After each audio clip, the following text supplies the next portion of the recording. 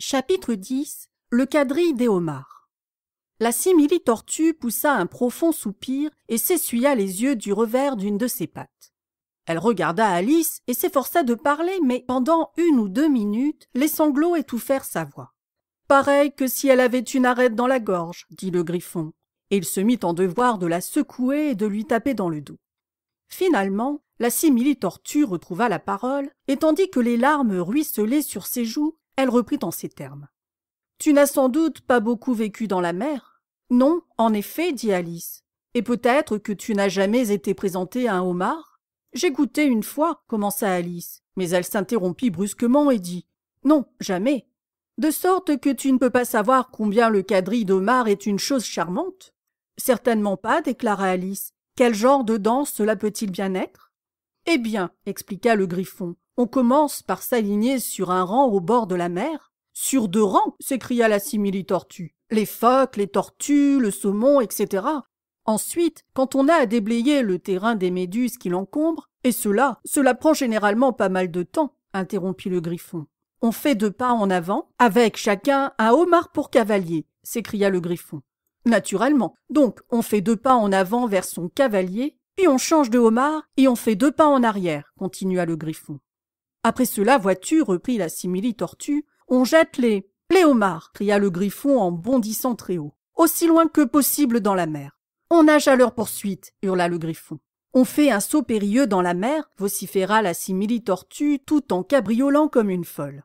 On change de nouveau de homard, brailla le Griffon. On revient sur le rivage et c'est tout pour la première figure, dit la simili-tortue en baissant brusquement la voix.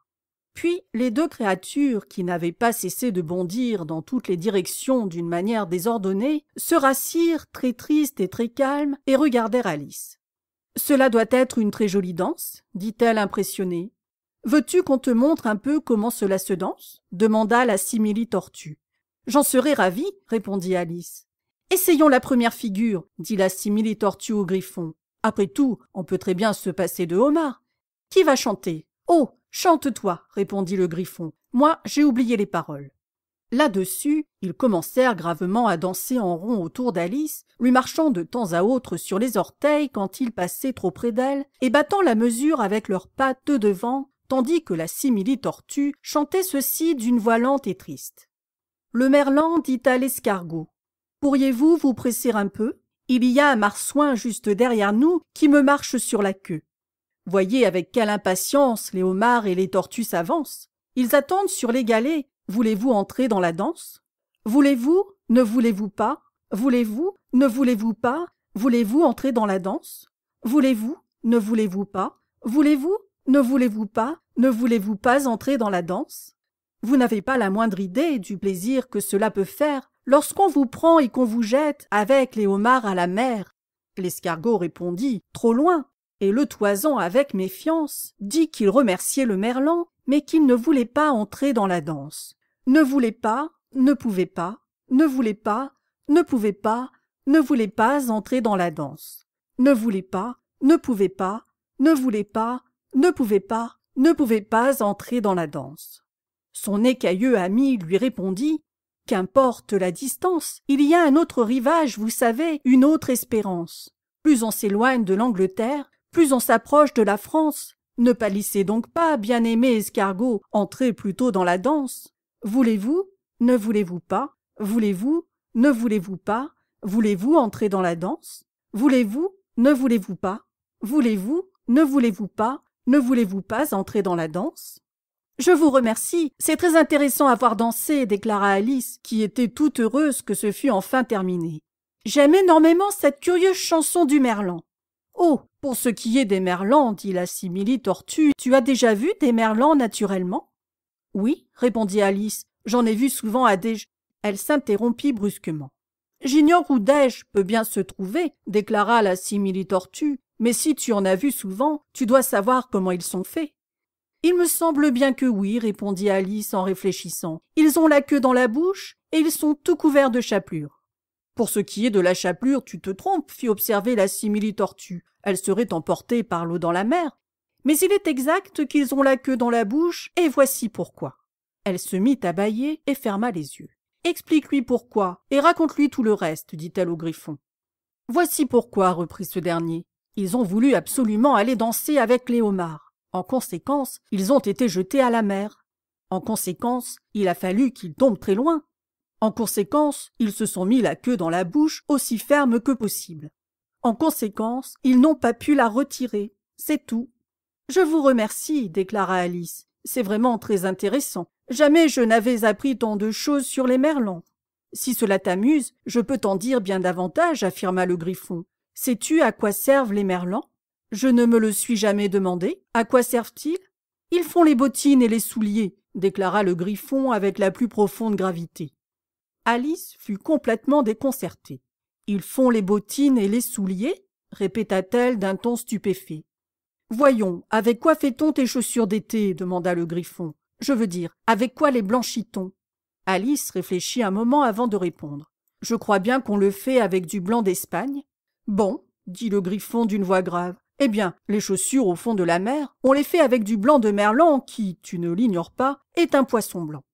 Et qui est-ce qui les fabrique? Demanda Alice d'un ton plein de curiosité. L'aiguille de mer et le requin-marteau, bien entendu, répondit le Griffon non sans impatience. La moindre crevette aurait pu te dire cela. Si j'avais été à la place du merlan, déclara Alice, qui pensait encore à la chanson, j'aurais dit au marsouin, en arrière, s'il vous plaît, nous ne voulons pas être pressés ainsi par vous. Ils étaient obligés de l'avoir avec eux, dit la simili-tortue. Aucun poisson doué de bon sens n'irait où que ce fût sans un marsouin. Vraiment? S'exclama Alice d'un ton stupéfait. Bien sûr que non. Vois-tu, si un poisson venait me trouver moi et me disait qu'il va partir en voyage, je lui demanderais « Avec quel marsouin ?» N'est-ce pas un autre mot que marsouin que vous voulez dire? Je veux dire ce que je dis, répliqua la simili-tortue d'un ton offensé. Et le Griffon ajouta. Allons, à présent, c'est ton tour de nous raconter tes aventures. Je peux vous raconter les aventures qui me sont arrivées depuis ce matin, dit Alice assez timidement. Mais il est inutile que je remonte jusqu'à hier, car alors j'étais tout à fait différente de ce que je suis aujourd'hui. Explique-nous cela, demanda la simili-tortue. Non, non, les aventures d'abord, intervint le Griffon d'un ton impatient. Les explications prennent beaucoup trop de temps. Alice commença donc à leur raconter ses aventures à partir du moment où elle avait rencontré le lapin blanc.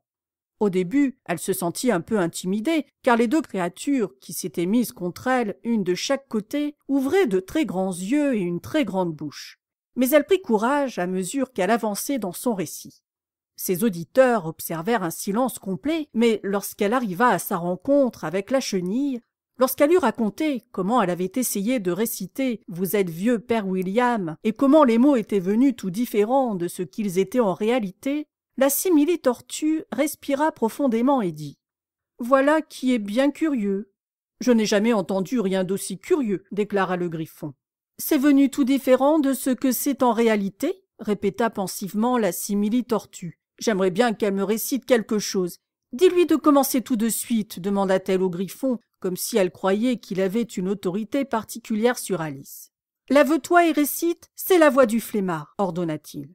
Comme ces créatures aiment vous commander et vous faire réciter des leçons, pensa Alice. Vraiment, j'ai l'impression d'être en classe. Néanmoins, elle se leva et commença à réciter. Mais elle pensait tellement aux quadrilles des homards qu'elle ne savait plus trop ce qu'elle disait et les paroles qu'elle prononça étaient vraiment très bizarres. C'est la voix du homard, je l'entends déclarer, vous m'avez trop grillé et pas assez sucré. Comme fait le canard, avec son nez rugueux, il astique sa pince et peigne ses cheveux. Quand le sable est sec, il est gai comme un pinson et parle du requin méprisant sur un de ses tons. Mais quand monte le flot et que le squale est proche, sa voix n'est plus qu'un timide et tremblant reproche. « C'est différent de ce que je récitais moi quand j'étais enfant, dit le Griffon. Quant à moi, je n'ai jamais entendu cela de ma vie, ajouta la simili-tortue, mais cela m'a tout l'air d'un ramassis de sottises. Alice resta silencieuse. Elle s'était assise, le visage enfoui dans les mains, et se demandait si les choses redeviendraient normales un jour ou l'autre. « Je voudrais bien qu'on m'explique ces vers, demanda la simili-tortue. « Elle en est bien incapable, dit vivement le Griffon. Récite-nous la prochaine strophe. » Mais voyons, insista la tortue, comment pourrait-il bien faire pour peigner ses cheveux avec son nez? Ce n'est qu'un simulacre faisant partie de la danse, répondit Alice, qui, terriblement déconcertée par tout ceci, mourait d'envie de changer de sujet de conversation. Récite-nous la strophe suivante, répéta le Griffon avec impatience. Elle commence comme ceci. En passant devant son jardin, Alice n'osa pas désobéir, bien qu'elle fût certaine que tout irait de travers, et elle continua d'une voix tremblante. En passant devant son jardin, je pus observer comment le hibou et la panthère se partageaient un pâté. La panthère prit la croûte, la viande et le jus, tandis que le hibou n'eut que l'assiette comme dû. Une fois le plat terminé, le hibou eut l'avantage d'empocher la cuillère en guise de potage, tandis que la panthère, dans un grondement, saisissait fourchette et couteau promptement. « À quoi cela sert-il de répéter toutes ces sornettes ?» dit la simili-tortue en l'interrompant. « Si tu n'expliques pas au fur et à mesure ce qu'elles signifient. Jamais de ma vie je n'ai entendu quelque chose d'aussi déconcertant. »« Oui, je crois que tu ferais mieux de t'arrêter, » déclara le Griffon. Et Alice ne fut que trop heureuse de suivre ce conseil. « Veux-tu que nous essayions de danser une autre figure du quadrille des homards ?» poursuivit-il. « Ou bien aimerais-tu mieux que la simili-tortue te chante une chanson ?»« Oh, une chanson, je vous en prie, si la simili-tortue veut être assez gentille pour en chanter une, » répondit Alice avec un tant d'empressement que le Griffon grommela d'un ton légèrement offensé. « À chacun ses goûts. Enfin, soit. Chante-lui Soupe à la tortue. Veux-tu, ma vieille ?» La simili-tortue poussa un profond soupir et commença d'une voix entrecoupée de sanglots. « Belle soupe, onctueuse et odorante et verte, qui repose brûlante en la soupière ouverte, que ne donnerait-on pour avoir l'avantage de te savourer cher, délicieux potage? Belle soupe, soupe, soupe, soupe du soir. Belle soupe qui dont réclamerait poisson, viande ou œuf ou volaille ou même venaison. Qui ne renoncerait pas à tout ça pour 2 sous d'une si admirable et délectable soupe? Belle, belle soupe. » « Répète le refrain !» s'écria le Griffon et la simili-tortue lorsqu'on entendit dans le lointain une voix qui clamait. « Le procès va s'ouvrir. »« Arrive !» ordonna le Griffon, et prenant Alice par la main, il s'en alla en toute hâte, sans attendre la fin de la chanson. « De quel procès s'agit-il » demanda Alice tout haletante, sans cesser de courir. Mais le Griffon se contenta de répondre. Arrive, en courant de plus belle, tandis que la brise portait jusqu'à eux ces paroles mélancoliques qui résonnaient de plus en plus faiblement. Belle, belle soupe.